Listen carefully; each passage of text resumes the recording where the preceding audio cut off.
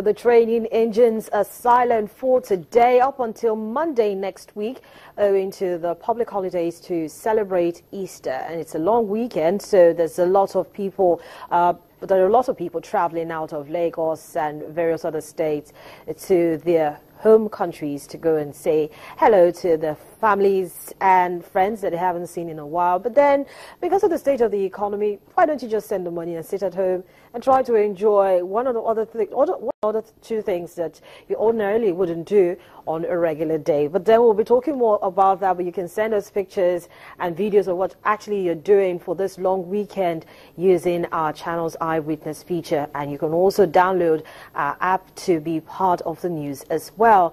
And keep up to date and just watch us on the go on m.channelstv.com. But let's take a look at some other stories that we're tracking here for you on the program, starting of course with a look at 7 of the oil and gas stocks listed on the Nigerian stock market that finished off yesterday, looking a little bit mixed, well, more mixed than usual. Corn oil remains unchanged at 33 naira 25 kobo. Forte oil, however, dropped 1.46%. The only green shoot recorded yesterday was by Owando. That equity notched up 201 basis points to birth at 5 naira 49 kobo with a volume of 2.27 million, over 2.27 million exchanged by investors. At the end of the day, the index came in positive 0.08%. Year to date is at minus 6.4% and dividend yield at 2.1%.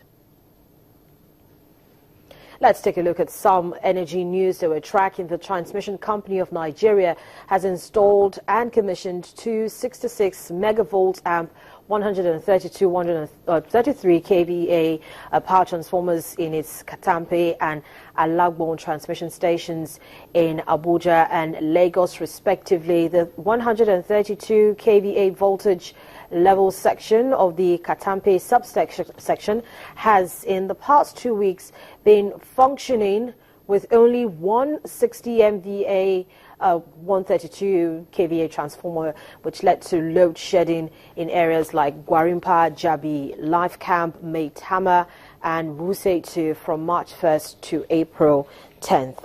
Also in the news, 3 senior officials of the Nigerian National Petroleum Corporation have been retired and 4 others redeployed to vacant positions. The NIPCO gave no reason for this action, but insists that it takes immediate effect. The retired staff members are Esther Namdi Ogwe, Managing Director, NNPC Retail Limited, Alpha Mamza, Executive Director of Operations, NNPC Retail Limited, and Oluwakayode Erinoso, Managing Director or Manager Distribution, NNPC Retail Limited. Now, NIPCO's acquisition of Exxon Mobil's 60% stake in the company will not lead to job loss in the company's workforce, according to the chief executive of Mobil Oil, Adetunji Oyebanji. He gave this assurance during an exclusive interview with Channel's television producer Temple Ashaju.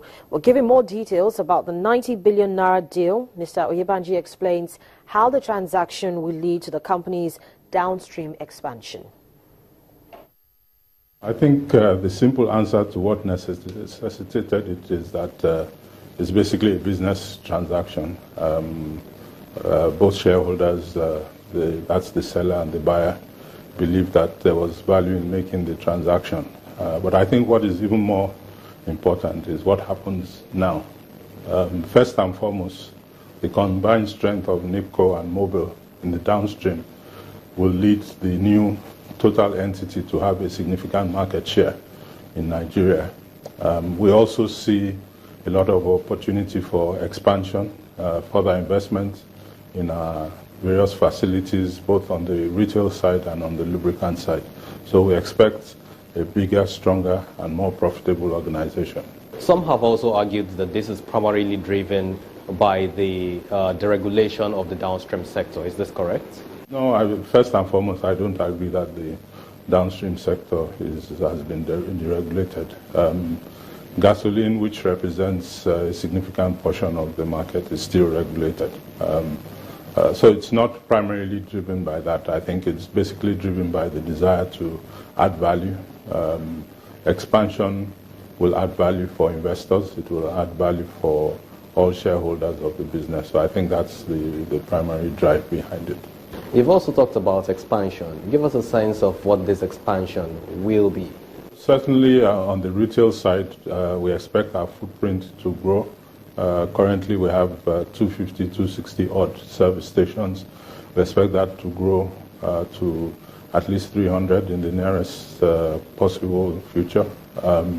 Secondly, on the lubricant side, we expect significant expansion in our production capacity. As you know, we will still continue to market under the Mobil brand. So you'll be able to see Mobil brand even in areas where you haven't seen it before. So I think on all fronts, the expectation would be that the business will be much bigger than it is today, and hopefully much more profitable.